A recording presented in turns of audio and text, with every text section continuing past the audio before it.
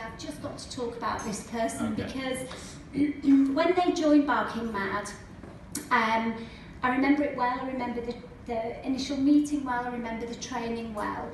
And throughout this franchisee's career with Barking Mad, they've been really unassuming. They've just got on with it. They've always been surprised, I think, when they've been recognised for their achievements. And while they have done a brilliant job, they are a shining example of how, when you put your mind to something, you can achieve.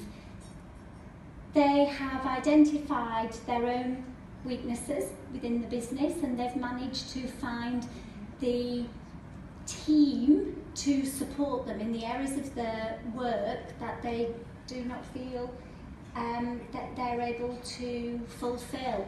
And in doing so, they've gone from strength to strength. And I am really proud to award this franchisee with Franchisee of the Year. And the winner is...